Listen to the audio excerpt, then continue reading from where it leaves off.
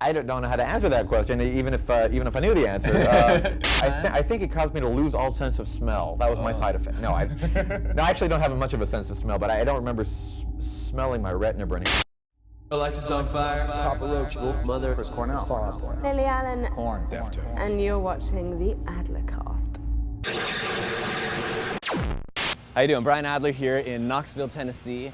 We are on the road with a couple of bands doing a documentary right now, but we've been editing Adlercast as we go, and I'm stoked to show this one to you. This is a guy who I've been a fan of ever since I was a kid. I watched him parody Michael Jackson, and I thought it was the funniest thing I'd ever seen in my life. As a broadcaster, we all try and emulate this guy. This is the guy who pretty much invented the modern day version of the fake interview. Everybody's tried it, we all give it a shot, but you can't touch what this guy has done, man. I knew he was a talented guy going into this interview. What I learned during the process was he's also an incredibly nice guy. Without further ado, let me show this to you. This is Weird Al on the Adlercast.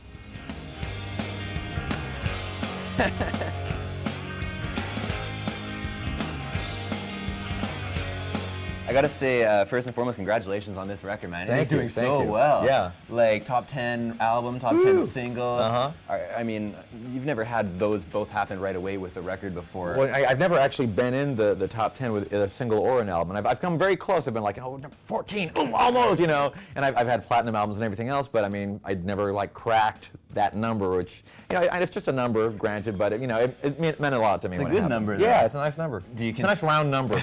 Do you consider this your best effort yet? I do, actually, but you know, full disclosure, every album that I put out I consider my best effort, because you know, I always try to top what I did before, so by definition, de facto, every album I put out, in my head at least, is the best thing I've ever done. Now you have, in your career, sold over 12 million albums. I'm curious, like, how much of the cash do you see from that? 42%.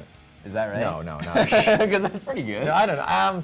I don't know how to answer that question, even if I knew the answer. But you know, I'm not super rich, but I live very comfortably, and I could probably retire and you know, live on an island somewhere for a while, and you know, I don't think I'm ever going to starve or have to go back to my day job, you know, getting people's lunch and taking out the garbage. So, I mean, the real sign of success is the fact that I'm able to make a living doing exactly what I love doing. Right. And even if I, you know, didn't sell 12 million albums, I mean, that alone to me is, you know, a life well spent. It seems like when you want to use someone else's song, you call them up and they're excited about it. Like they're stoked. These days, yeah. I mean, it's kind of like a sign that they've made it when they get the Weird Al treatment. So. Yeah. Well, there's that famous story of Kurt Cobain, who you would totally think, you know, it wouldn't have fun with anything, and then he just was stoked, and he said, "This is how I know that I made it." Yeah. What is it, do you think, about what you do with their songs that the artist loves so much? Well, it's all done in good fun. I mean, it's you know, I'm not making fun of them.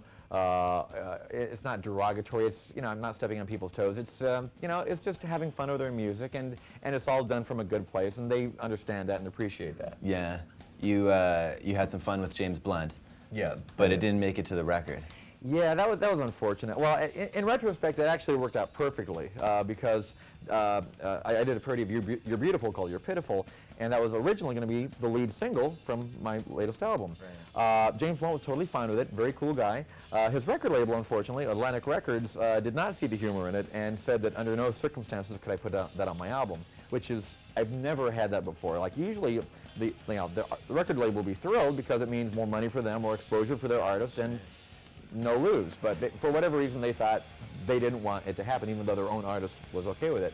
So at that point, I didn't have a single for my album, so I had to go, oh man, I want this album to come out this year. All these other songs are like going to be too old pretty soon. Yeah. And I said, okay, I'll write White and Nerdy. Okay, I'll do that.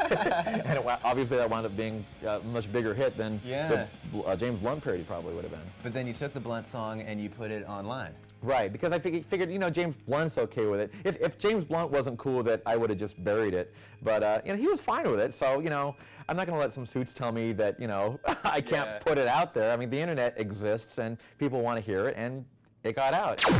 All of a sudden, things go really blurry, and you're thinking, oh, that's because the top of my eyeball isn't there. Of my eye landed on my cheek, and I didn't know. I was like, my cornea fell out!